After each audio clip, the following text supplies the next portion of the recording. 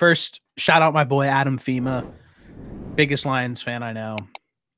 But ultimately, this video, I don't know your perspective on it because we don't talk before we do these, but everybody's been way too nice to the Lions, and I'm going to shed some negative light on them, but I also have a lot of positive to say. Is that fine with you? That sounds about where I'm at with them too. So last season, 12-5, 6-2 at home, 6-3 away. They beat LA 24-23, beat them by the skin of their teeth. Beat Tampa Bay 31-23. Actually, kind of a close game until Baker Mayfield was throwing picks at the end and kind of screwed everything up.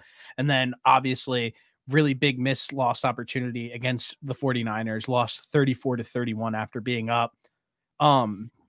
Like I said, feels like a big missed opportunity that they did not play in the Super Bowl last year for them. Yeah, they pretty much just blew it down the stretch there. I believe it was what they gave up, like 10 unanswered. Was it 10 unanswered in the I thought it was 13. 13? Either way. Too many unanswered points in the biggest game of your season.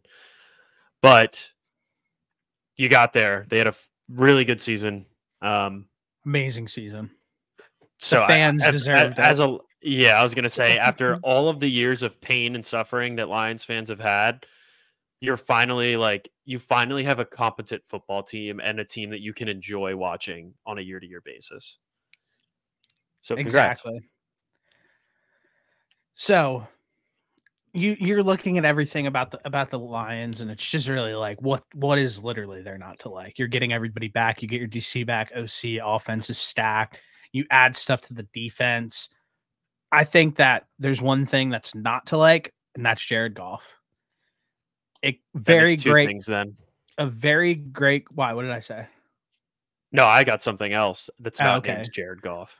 So let me talk about Jared Goff, and then you can get into yours. So what's not to like about Jared Goff? One of my favorite quotes from a New England head coach when they played him again, them in the Super Bowl. Goff will shit his pants when the defense, when the D-line shifts and throws looks at him. And the Pats went and held McVay and Goff to 3 points in that Super Bowl. He's an obedient pocket passer who has cinder blocks on his feet. And then the first opportunity that McVay had to get rid of him, he did. He has obviously a great arm talent, but he is not mobile in any way, shape, or form. And I feel like I know that Brady went and won, but he's the greatest of all time. So I'm never going to compare anybody to Brady. Feels like in this day and age, it helps to be somewhat mobile while playing quarterback. And that's just something that Goff doesn't have.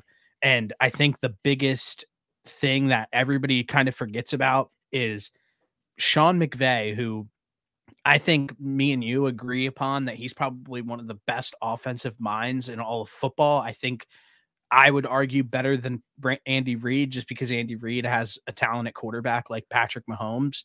And the first opportunity that McVay had to get rid of Jared Goff, he got rid of him. He knew what he had. So I think that that's a really big weakness for this Lions team is quarterback Jared Goff, even though he's competent. I don't think Jared Goff is necessarily like my biggest concern about the Lions. What's your biggest concern? I think more of my concerns lie in the secondary for them. Okay. I know they did address it in the draft and in free agency. They did add Carlton Davis in a trade, but isn't he suspended? Did I see he's suspended? Or am I thinking of somebody else? I don't believe so. Maybe I'm thinking of somebody else. Is Cam Sutton suspended? He was Cam on the Sutton's Lions last not on year. the team. He's on the top. I know he's on the Steelers. Okay. That might be who I was thinking of. But either way, they addressed it with Carlton Davis, and then they drafted Terrion Arnold and Enos Rakestraw Jr. in the draft. I think Terrion Arnold was my favorite corner coming out, and that's who I wanted the Eagles to take. So I do think he's going to be good, but we don't know like for sure yet. I do like Deion Branch back there, but Brian Branch, sorry. He was a wide receiver. I know, I'm out of it today, dude. I don't know what's happening. I'm messing everybody's name up, so I apologize. But yeah, a couple things that I noticed here when I was reading up on this Lions defense. and maybe it's just their defense as a whole is not great that led me to some concerns, but they were 27th overall in defensive efficiency, and their early down defense, and they were the 27th worst team in the red zone. They were 30th versus the pass, and 74% of all of the yards that the opposing teams gained on them were through the air. So that's kind of a red flag for me moving forward. They did their best to address those things, but I still think that plugging in a rookie there would leave me with some questions. Yeah, I completely disagree with you. I think Aaron Glenn's doing I think what he's doing with the defense is honestly an underrated job. What I did I respect the red zone stuff, and that needs to get addressed, but they were 13th in points allowed, 4th in yards allowed, 5th in DVOA, 8th in team expected points added per play. Like you said, they added to the secondary. Terrion Arnold traded for Carlton Davis, added Ennis Rakestraw Jr., had Brian Branch last year, who was impactful for them. And then on the D line, they obviously have Aiden Hutchinson, who's really good, but you go and add Marcus Davenport, who I don't love, but like he's a guy. And then you add DJ Reader, who has been impactful for the Bengals for last year. So I think that for what Aaron Glenn had, he was doing an underrated job. And then you go and you add a first-round corner. You add a guy in Carlton Davis, who's actually an underrated corner. You get Ennis Rakestraw Jr., who I don't know what he's going to be. You added Brian Branch last year, who played significant time for them. I think that they addressed all their problems, and I think that we saw enough from this defense last year to feel good about them going into this season. At least I think so. They were really good stopping the run, and they were really good at getting pressure, but horrible at landing sacks. Mm-hmm. I think they were 31st in sack rate, but 4th in pressure, like overall pressure rate. So like they're getting to the quarterback, they're just not completing, like they're just not finishing the job. Yeah. And now I think that number will change moving forward, but I still need to see some change along the secondary as far as and I think that number, and I think like I said, they addressed it, and that 74% of air yards is definitely skewed because they were winning so often that teams had to throw the football, and they were so good at running that teams had to throw the football. But I still think that that's something to be a little bit worried about. Yeah, and if I'm nitpicking, I'm being super nitpicky here. And I think that's fair, but I do think that Aaron Glenn's doing an underrated job, and I love that he's coming back this season to get with this defense again. And I think we talked about it before. I think that sack number is a little bit skewed because of how weak the secondary was. I think that changes a lot this upcoming season now that their secondary has some pieces for them to get better. Next positive I want to get into, because you had a negative. It seems like we disagree about the defense, but I don't think that they're that far off. Some positives that I want to get into. You're bringing back Dan Campbell. He's an absolute culture setter who the guys love playing for. You have Ben Johnston, who is very much respected across the league as an offensive genius. You have I think they probably have one of the best backfields in the entire NFL with David Montgomery and Jahmyr Gibbs. You have I think it's 100% the best backfield in the NFL.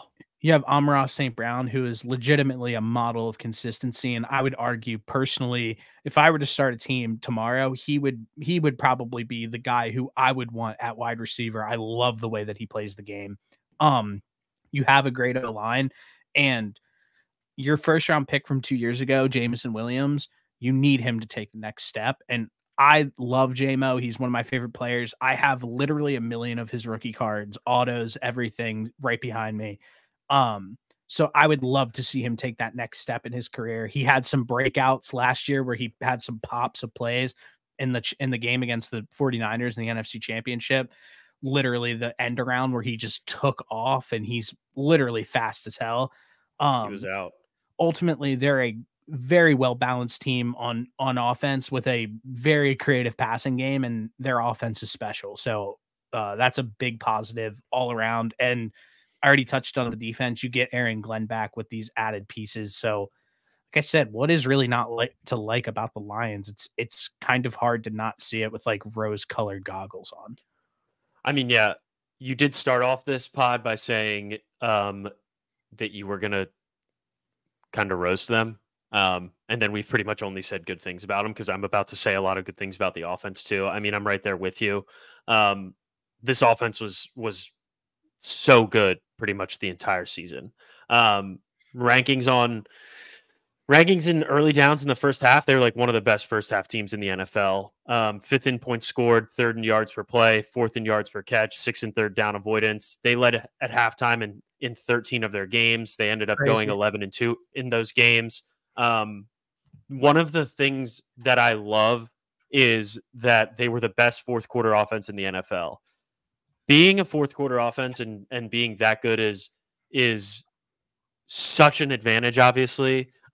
Especially if you're a team that already was winning games, it just gives you that ability. Hey, we can do whatever the hell we want in the fourth quarter and just shut this game down and basically solidify a win. So I love that stat. It starts with their run game, ultimately. Correct. That's a run game. And exactly. And speaking of run game, their running backs combined were second in the NFL in rushing yards, second in rushing TDs, fourth in explosive run rate, fifth in negative run rate.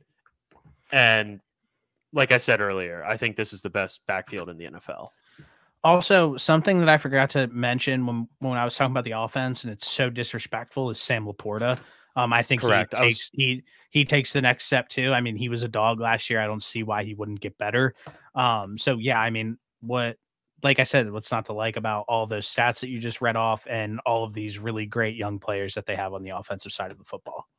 Yeah, they've done a phenomenal job honestly on both sides of the football these last few years to bring in some really quality guys, and it looks like they've pretty much hit on all of them. Yeah, I mean, maybe Jack Campbell was a questionable first round pick, but okay. I mean, yeah, that's fair. He could be decent. Like I mean, it's kind of hard to evaluate what a middle linebacker is going to be after like year one. So I'm not going to like shit on especially playing with that good of a run stopping defensive line in front of them. And but yeah, a guy that's just been steady Eddie in the linebacking core for the Lions since however long, the Wyomissing alum. But yeah, seriously. I agree with you on Jameson Williams. I do have here that I'm expecting him to take on a bigger role this upcoming season. I think we saw flashes, like you said, and I think he can be a really explosive player for them on the offensive side of the ball. I guess this is different. I don't have like the losses and additions. We talked about all that pretty much already. I guess my question for you would be, we obviously we know Jared Goff. He's been in the league forever. We've seen teams be able to figure him out and stop him. And ultimately young play callers in the NFL do take a step back like year two, and not everything is like peaches and cream, because the Lions ultimately are the team to stop on offense. They were special on offense last year. And I think that we could potentially see, from a passing game standpoint, this team take a little bit of a step back. I don't think that they'll ever take a step back from the running game because they're special. They got those two guys in that great O-line. But what is your opinion of that, with teams potentially figuring out Ben Johnston and potentially Jared Goff? Honestly, if I'm in opposing defense, I want the Lions to throw the football as much as possible. I'm putting everybody that I can in the box, pause, and saying, all right, Jared, go ahead and throw it 40 times a game. We're not going to let this two-headed monster that you have at running back beat us. We're going to make you throw the football, and we're going to make you beat us. And if Jared Goff can continue to prove that he can do that, then the Lions might win a Super Bowl. So that would be my philosophy if I was a defensive coordinator. Dude, what's so scary about like what you just said, though, is that like you could potentially stack the box, and like the Lions might just put David Montgomery in the backfield and an extra tight end, and just literally might still even be able to run the ball down your throat. Like they might be. Yeah. It's just, this team is just like, it is scary on the offensive side of the ball. Like I really find it hard to like where to stop them. But like I said, when we topped it off, there has been a point where Jared Goff has not been the guy and has not been able to play at that like level. And I felt like last year was obviously one of the best versions we've ever seen of Jared Goff. And like, can he play at that level again? I'd probably say yes, but would it be shocking if he took a little bit of a step back? Like, I don't think that that's crazy to say. It's not like he's like one of the best quarterbacks in the league. I mean, you win 12 games in the NFL. That was probably what the second best record in the NFL Yeah. last year. Yeah. I mean, it's not insane for them to go out and win 10 or 11 games by any means. And like, that's technically a step back, but that's also still a good season. So yeah, I think something that really needs to get pointed out too when we're talking about this is last season they split with the Bears, they split with Green Bay. They should have lost to the Bears twice, but had a heroic comeback and won that game. But yeah, you split with both of those teams already, and I'm sitting here thinking that both of those teams got a lot better this offseason, and the Lions got better from a defensive standpoint, but every team in this division outside of the Vikings got better during this offseason. And I think that should be something that should be highlighted, obviously. Yeah, I think that this upcoming season, that division is going to be a bloodbath. And I think it's going to be very fun to watch the Lions face the Packers and the Lions face the Bears twice a season. And I mean, who knows? Maybe like Sam Darnold figures it out in Minnesota and they are able to keep it close a couple times. So that, like I said, this division is going to be a lot of fun to watch. It's going to be very tough. And I think these teams are just going to beat the shit out of each other, but like in a fun, cool way. No, I do. Not in like a Saints Panthers way. Yeah, that's fair. Like an explosive way. Yeah.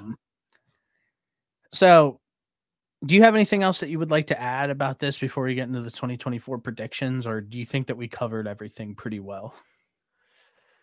I mean, this is just me nitpicking. I did have this in there. The Lions were not great in the third quarter, which could be something to keep an eye on for this upcoming season. They were like the anti-Golden State Warriors. If you remember just how good the Warriors were in the third quarter of every single NBA game the last few years. I forget what year it was exactly, but the Warriors could be losing by 20 at half and they would win the third quarter by like 30 points and just take the lead. It was crazy. I remember that. I remember those times.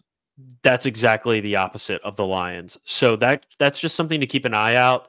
That could very well be because, we had a lead going into halftime, 13 out of the 17 games. So we took our foot off the gas a little bit. But good teams don't do, like, complete good teams shouldn't do that. You should aim to go out of the third quarter, out of halftime with a lead and put the nail in the coffin as well as you can. But like I said, that's just being super particular. That's being mad particular. And it is. They were great. But we just sat here and we just sat here and sucked them off. No, you're right. It's great fourth quarter team. So whatever. I mean, they still won 12 games. They're a strong team. I mean, I get it though. Yeah, I'm just trying to provide a few negatives to this team because it's not like they won the Super Bowl, so there's obviously going to be something wrong here. Yeah, for sure. What is your 2024 prediction for this team? I do expect them to take one singular step back. They had a hell of a season last year, 12-5. I mean, I think they realistically end up at like 10-7, 11-6, probably. Yeah. I think this team wins 9 games. And I go back to, I forget what video it was, but let's rank the quarterbacks in this division right now. I think Love's first. I would say Caleb Williams is second. I don't care if I'm too early on that. He hasn't played in the NFL, blah, blah, blah. Caleb Williams will automatically walk in that division and be the second best quarterback and potentially rival the first in Jordan Love if he comes out and performs. And then I would go Goff third. And then whoever the hell the Vikings quarterback is, like I am not going to disrespect Goff like that, but I think you have legitimately two special talents with Love and Williams at the quarterback position in this division. So I don't know. I think that the Lions do take a step back this year just because this division is going to be tough. And ultimately the Lions, they won some big games last season and they handled business. They're going to have their offense is going to have a target on their back. Every week is going to be a big week for the Lions. And they've never experienced something like that. And like Dan Campbell hasn't in his tenure there yet. Good point. And I think that this is a year where they take a step back. And like I said, I think that there's more talent in this division than there has ever been before. And it's hard to predict as of right now. So, but that's what I'm thinking, about 8 to 9 wins. I look at it this way. So they went 4-2 in their division last year. I mean, I don't think that that's unrealistic for them to do again this year. Yeah. I think they're just as good as the Packers, and they're just as good as, I think they're better than the Bears, but I don't think it's crazy to say like, oh, Caleb, and they face the Bears at the end of the season too.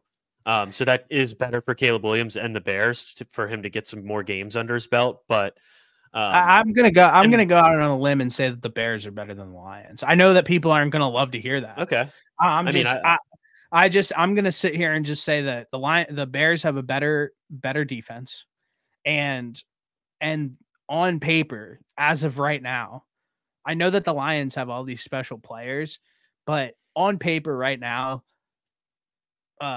Caleb Williams, DeAndre Swift, Cole Kmet, Rome Odunze, DJ Moore, and Keenan Allen, that is a ridiculous offensive core.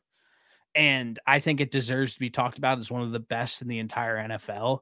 And then you add Caleb Williams to it. I'm going to go out and say right now that, yeah, I would pick the Bears to be a better football team right now than the Lions. I know we haven't played yet, but I mean, it's a prediction. Right. Okay. I mean, I don't think that that's insane. But yeah, I look at it this way. They went 4-2 in their division last year. I don't think it's crazy for them to split with Chicago and Green Bay and then beat Minnesota twice. I was also looking back at some of their losses from last season. They had like a crazy loss against Seattle, 37-31 in overtime. They got fucking spanked by Baltimore. And then they had that really weird game at the end of the year against Dallas. Do you remember that one? Yeah. So like 2-point conversion. Yeah. So I don't know. And none of those teams are on. They don't play Seattle. They don't play Baltimore. They don't play Dallas. Now, I don't remember their wins and losses to a T from last year, but you do replace those guys with, they do play Dallas. I'm sorry, but they play Buffalo. They play the Niners, and then like the Rams. And then the rest of it is just like their division and some not really great teams. So I don't know. I think they probably, I'm sticking to 10 or 11, but I wouldn't be surprised. I don't think they win 12 games. It's very hard to win 12 games in the NFL if you don't have elite quarterback play, especially in a division that's going to legitimately rival some of the best divisions in football. And I think that for a long time that this division, at least for the next 5 years, is going to be extremely fun to watch. Yeah. It'll probably be the most fun division to watch. It's really anybody's for the taking. Yeah. And that's what's great about it. All right. Well, 10-11 wins for Lions fans. All right. Is what I got them. Listen, hopefully Lions fans don't hate me, but I'm just keeping it real. It's a tough division, so we'll see. It is a tough division. Audio Jungle.